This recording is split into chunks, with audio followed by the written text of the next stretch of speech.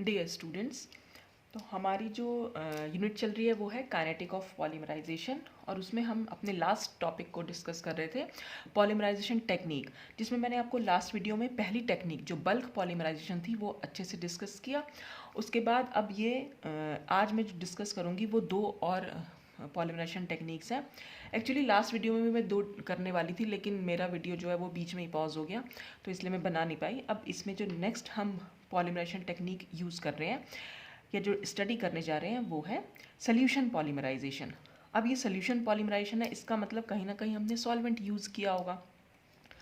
तो इसमें क्या करते हैं हम, in solution polymerization the monomer is dissolved in a suitable inert solvent along with the chain transfer agent whenever used। तो सोल्यूशन पॉलीमराइजेशन में मोनोमर को हम डिजॉल्व करते हैं किसमें, एक इनर्ट सॉल्वेंट में। इनर्ट मतलब जो सॉल्वेंट मोनोमर से रिएक्ट ना करे। हालांकि ये मोनोमर इस सॉल्वेंट में डिजॉल्व हो जाएगा, लेकिन ये इसके साथ इसकी कोई रिएक्शन नहीं होगी।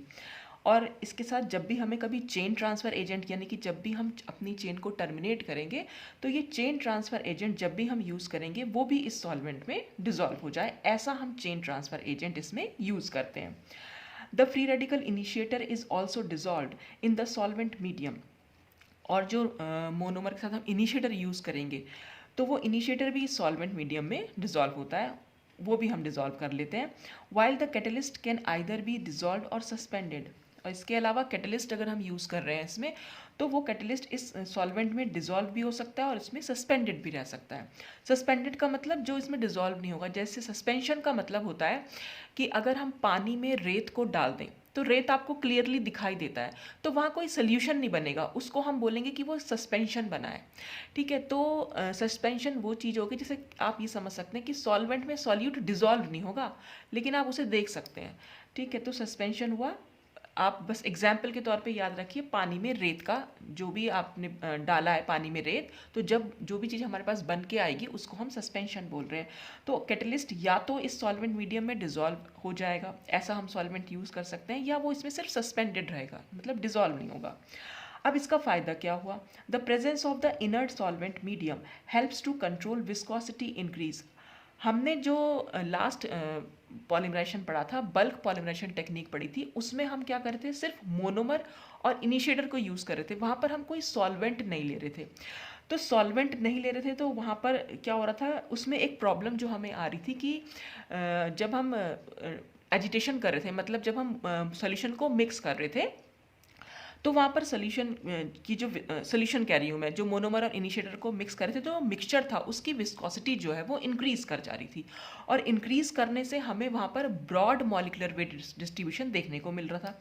यहाँ पर सॉल्वेंट यूज़ करने का ये फ़ायदा है कि ये सॉल्वेंट उस जो विस्कोसिटी इंक्रीज़ हो रही होती है उसको थोड़ा सा कंट्रोल कर लेता है, तो बहुत ज़्यादा विस्कोसिटी इंक्रीज़ यहाँ पर देखने को हमें नहीं मिलता है। तो उस विस्कोसिटी को इंक्रीज़, जो विस्कोसिटी में इंक्रीज़ हो रही है उसे कंट्रोल करने में ये हेल्प करता है। और दूसरा फ़ायदा क्या हुआ, and promote a proper heat transfer. Bulk polymerization में हीट ट्रांसफ़र में भी प्रॉब्लम थी। ठीक है, वहाँ पर हीट ट्रांसफ़र नहीं हो पा रही थी, इसीलिए वहाँ पर एक्जोथर्मिक रिएक्शन, बहुत हाई एक्जोथर्मिक रिएक्शन हमें देखने को मिल रही थी। यहाँ पर क्योंकि हमने सॉल्वेंट यूज़ किया हुआ है, तो जो भी मोनोमर और इनिशिएटर के बीच में रिएक्शन होगी और उससे जो हीट निकलेगी वो हीट इजीली ट्रांसफ़र हो सकती है सॉल्वेंट मीडियम में। तो यहाँ पर ये क्या करता है, इस हीट ट्रांसफ़र को प्रमोट भी करता है। तो ये इसकी कुछ एडवांटेज हैं इस पॉलीमराइजेशन टेक्निक की। कुछ डिसएडवांटेज भी हैं, वो क्या है, the major disadvantage of the solution polymerization technique is that the chain transfer to the solvent can not be completely ruled out. देखिए, जब हमें चेन को टर्मिनेट करना होगा, यानी तो हम उसमें चेन ट्रांसफ़र एजेंट डाल देते हैं, ये भी एक तरीका है। ये सब तो मैं पहले डिस्कस कर चुकी हूँ कि हम चेन को किस किस तरीके से टर्मिनेट कर सकते हैं। तो उसमें एक तरीका ये होता है कि हम सोल्यूशन में जो है चेन ट्रांसफ़र एजेंट को डाल देते हैं। तो यहाँ पर क्या होगा, चेन जो ट्रांसफ़र होगी वो सॉल्वेंट पर भी हो सकती है। तो इसका हमें नुकसान क्या होगा कि हमें छोटी छोटी चेन जो है यहाँ देखने को मिलेगी, बड़ी चेन नहीं मिलेगी पॉलीमर की। या हम ये कह सकते हैं कि हमें लो मॉलिकुलर वेट वाले पॉलीमर्स मिलेंगे, बहुत हाई मॉलिकुलर वेट वाले पॉलीमर्स यहाँ देखने को नहीं मिलते। And hence it is difficult to get very high molecular weight products. तो यहाँ पर बहुत ज़्यादा हाई मॉलिकुलर वेट प्रोडक्ट्स यहाँ पर देखने को नहीं मिलेंगे। फिर क्या और क्या नुकसान हो सकता है, the polymer formed will also have to be isolated from the solution either by evaporation of the solvent or by precipitation in a non-solvent। देखिए बल्क पॉलीमराइजेशन में क्योंकि हम सॉल्वेंट यूज़ नहीं कर रहे थे, तो वहाँ पर तो जो रिएक्शन हमें जो भी हमें प्रोडक्ट मिल रहा था या जो पॉलीमर बन रहा था उसको हमें आइसोलेट नहीं करना पड़ रहा था किसी भी चीज़ से, मतलब वहाँ पर हमें एकदम प्योर पॉलीमर मिल रहा था क्योंकि हमने वहाँ कोई सॉल्वेंट यूज़ नहीं किया था। यहाँ पर क्या है, मोनोमर और इनिशिएटर की रिएक्शन से जो पॉलीमर बनेगा वो सॉल्वेंट में ही रहेगा, तो हमें पॉलीमर को उस सॉल्वेंट से आइसोलेट करना यानी अलग करना पड़ेगा। और वो अलग हम कैसे कर सकते हैं, या तो हम उस सोल्यूशन को इवेपोरेट करा दें। सोल्यूशन को इवेपोरेट कराने का मतलब ये हुआ कि जो भी सॉल्वेंट पार्ट होगा वो सब तो उड़ जाएगा और बाकी जो बचेगा वो पॉलीमर बच जाएगा। या फिर हम ये भी करा सकते हैं कि प्रेसिपिटेशन करा दें। अच्छा, इन दोनों ही तरीकों में हमें नुकसान क्या होगा कि पॉलीमर में सॉल्वेंट के पार्टिकल्स थोड़े बहुत रह जाएंगे, हम कंप्लीटली उसको रिमूव नहीं कर सकते, थोड़ा बहुत वहाँ पर पार्टेड हमें देखने को मिलते हैं। तो इसलिए हम ये कह सकते हैं कि यहाँ पर हमें प्योर पॉलीमर नहीं मिल पाएगा, थोड़ी बहुत इम्प्योरिटी के साथ ज़रूर मिलेगा। And removal of their final traces is always extremely difficult. Traces का मतलब होता है कुछ पार्ट, तो सॉल्वेंट का कुछ पार्ट वहाँ पर हमें देखने को ज़रूर मिलेगा और उनको रिमूव करना बहुत मुश्किल हो जाता है हमारे लिए। तो इसलिए यहाँ पर बहुत प्योर पॉलीमर, एकदम प्योर, जैसा कि हमें बल्क पॉलीमराइजेशन में मिल रहा था, वो प्योर पॉलीमर यहाँ देखने को नहीं मिलता, थोड़ा बहुत इम्प्योरिटी उसमें रहती है। अच्छा, इसके अलावा हम इसकी एडवांटेज अगर हम देखें तो सॉल्यूशन पॉलीमराइजेशन को हम कहाँ कहाँ यूज़ कर सकते हैं। Solution polymerization technique can advantageously be used where the polymer is used in its solution form। जहाँ पर भी हमें पॉलीमर सोल्यूशन फॉर्म में चाहिए वहाँ पर हम इस टेक्निक को यूज़ कर लेते हैं। सोल्यूशन फॉर्म में कहाँ चाहिए होता है, जैसे कि as in the case of certain adhesives. Adhesives मैंने आपको बताया थे कि जो भी एडेसिव्स का मतलब होता है जो चिपका सके एक दूसरे को, जैसे फेविकॉल होता है वो भी एक एडेसिव है, फेविक्विक है वो भी एक एडेसिव है। तो एडेसिव्स बनाने में क्योंकि वो सोल्यूशन फॉर्म में बनते हैं तो इसलिए हम सोल्यूशन पॉलीमराइजेशन को वहाँ पर यूज़ कर सकते हैं ऐसे प्रोडक्ट्स बनाने में जो एडेसिव्स होते हैं। एंड कोटिंग कंपोजिशन, और ऐसे प्रोडक्ट्स बनाने में भी ऐसे पॉलीमर्स जो कोटिंग मटेरियल की तरह काम करते हैं, जैसे कि हम पेंट ले लीजिए, आप वार्निश ले लीजिए, तो ये सब चीज़ें क्योंकि सोल्यूशन फॉर्म में होती हैं तो इसलिए हम सोल्यूशन पॉलीमराइजेशन इन पॉलीमर्स को बनाने में यूज़ कर लेते हैं। तो कौन कौन से पॉलीमर्स को बनाने में यूज़ कर लेते हैं। Solution polymerization technique is used in the industrial production of polyacrylonitrile, जिसको हम शॉर्ट में PAN बोलते हैं, बाय फ्री रेडिकल पॉलीमराइजेशन। तो एक तो हम पॉलीएक्राइलोनाइट्राइल बना सकते हैं बाय फ्री रेडिकल पॉलीमराइजेशन, इसके अलावा हम पॉली आइसोब्यूटाइलिन भी बना सकते हैं बाय कैटाइनिक पॉलीमराइजेशन। तो यहाँ पर फ्री रेडिकल पॉलीमराइजेशन के अलावा हम कैटाइनिक पॉलीमराइजेशन भी यहाँ पर करा सकते हैं और जिससे हमें अपना प्रोडक्ट पॉली आइसोब्यूटाइलिन यहाँ मिल सकता है। तो ये था सोल्यूशन पॉलीमराइजेशन। तो सोल्यूशन और बल्क में इतना सा डिफरेंस हुआ कि बल्क में हम बल्क पॉलीमराइजेशन में हम सॉल्वेंट यूज़ नहीं कर रहे हैं, इसलिए वहाँ पर हमें प्योर पॉलीमर मिलता है। यहाँ पर हम सॉल्वेंट यूज़ करते हैं तो प्योर तो नहीं मिल पाता, लेकिन हमें यहाँ पर क्या फ़ायदा हो जाता है कि बल्क में जो विस्कोसिटी इंक्रीज़ हो रही थी यहाँ पर वो विस्कोसिटी इंक्रीज़ नहीं हो पा रही थी। बल्क पॉलीमराइजेशन में जो हीट ट्रांसफ़र नहीं हो पा रही थी यहाँ पर प्रॉपर हीट ट्रांसफ़र हो जाती है। तो हर मेथड के अपने एडवांटेजेस और डिसएडवांटेजेस हैं। तो ये था सोल्यूशन पॉलीमराइजेशन के बारे में। अब नेक्स्ट पॉलीमराइजेशन हम जो पढ़ेंगे वो है सस्पेंशन पॉलीमराइजेशन। सस्पेंशन जैसा कि नाम से क्लियर है कि यहाँ पर कोई सोल्यूशन नहीं बनेगा, यहाँ बनेगा सस्पेंशन। सस्पेंशन क्या, जैसे मैंने आपको अभी बताया, पानी में रेत का मिश्रण, उसको हम सस्पेंशन बोल देते हैं। तो यहाँ हम क्या ले रहे हैं, only water insoluble monomers can be polymerized by this technique. यहाँ हम वाटर तो लेंगे ही लेंगे, लेकिन वाटर में मोनोमर हम ऐसा लेंगे जो वाटर में इनसॉल्युबल हो। तो ऐसे जो वाटर इंसॉल्युबल मोनोमर्स हैं उन्हीं को हम पॉलीमराइज करा सकते हैं इस टेक्निक के थ्रू। और इसमें क्या करते हैं, the monomer is suspended in water. यहाँ मोनोमर जो है वाटर में सस्पेंडेड रहते हैं, डिजोल्व नहीं रहेगा, सिर्फ सस्पेंडेड रहेगा, in the form of fine droplets, बहुत छोटी छोटी ड्रॉपलेट्स की फॉर्म में, which are stabilized and prevented from coalescing by using water soluble protective colloids, surface active agents and by stirring. यहाँ क्या है, देखिए अगर मैं आपको इसको डायग्राम की हेल्प से समझाऊं, सपोज हमने ना यहाँ पर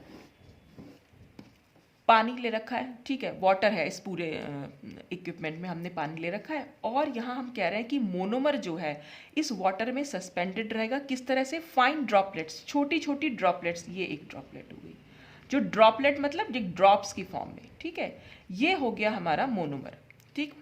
और यहाँ बीच बीच में यहाँ पानी है। अच्छा, अब हमें क्या कर चाहिए, हम ये स्टेबल रहनी चाहिए, विच आर ये स्टेबल है, स्टेबल और प्रिवेंटेड फ्रॉम कोलेसिंग। इसका मतलब क्या होता है कि ये दोनों या ये ड्रॉप्स जो है आपस में मिक्स ना हो पाए, ठीक है।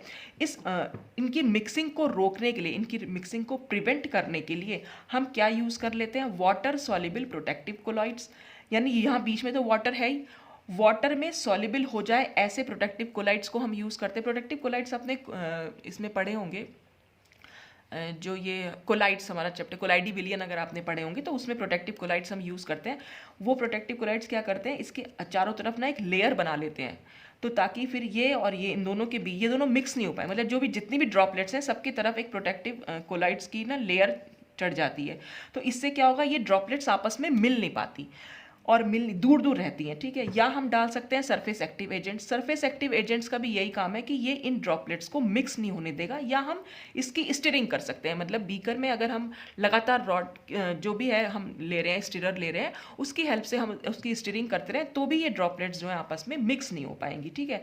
तो हमें इनको मिक्स होने से रोकना है, और ये इसीलिए हम कह रहे हैं कि ये स्टेबल है।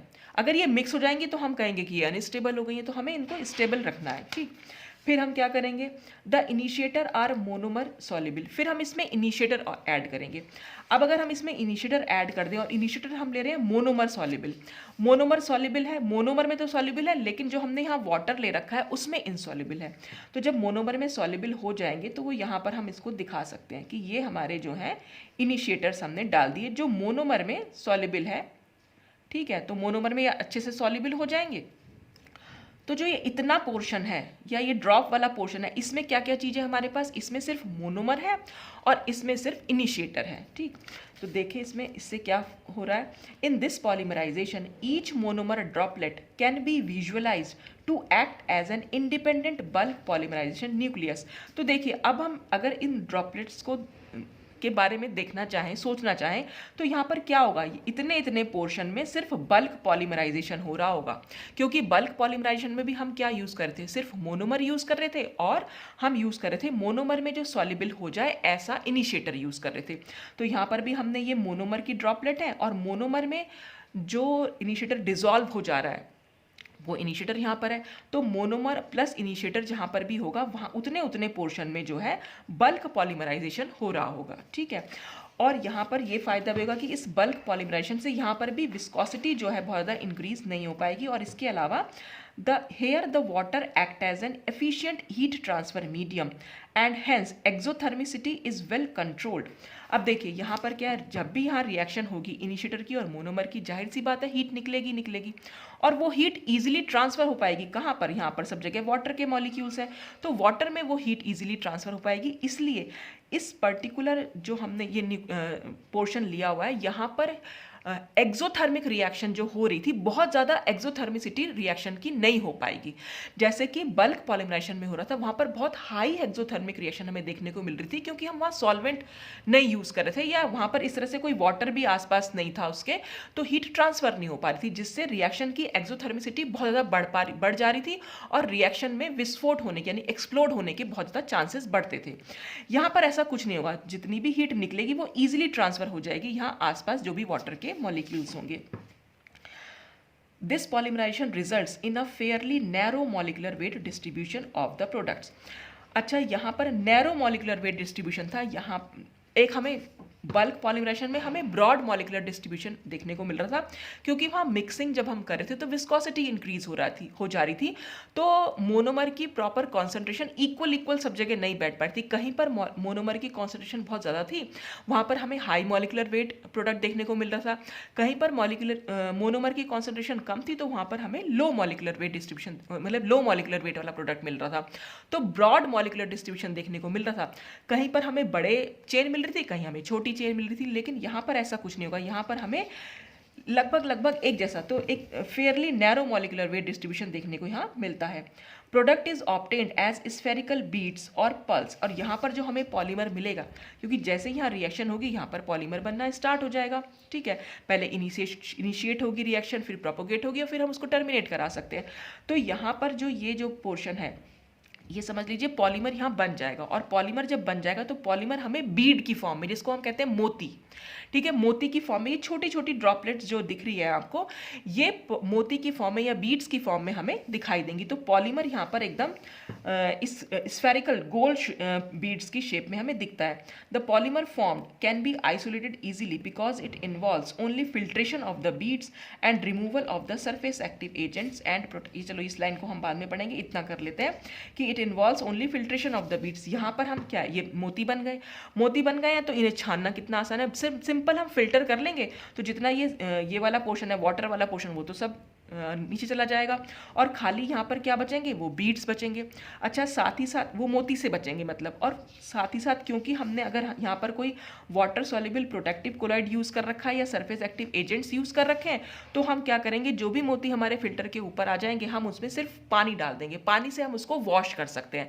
तो ये जितने भी एजेंट्स हम यूज़ कर रहे हैं, तो ये सिर्फ क्योंकि ये वाटर सॉल्युबल है तो वाटर जैसे ही हम डालेंगे, मतलब वाटर की हेल्प से हम इनको वॉश भी कर सकते हैं। तो वही यहाँ पर लिखा हुआ है, and removal of the surface active agents and protective colloids by water washing, सिर्फ वाटर से वॉश करके ये निकल जाएंगी। फिर है with the help of suspension technique, इसके टेक्निक से हम कौन कौन से पॉलीमराइजेशन या कौन कौन से पॉलीमर्स ले सकते हैं।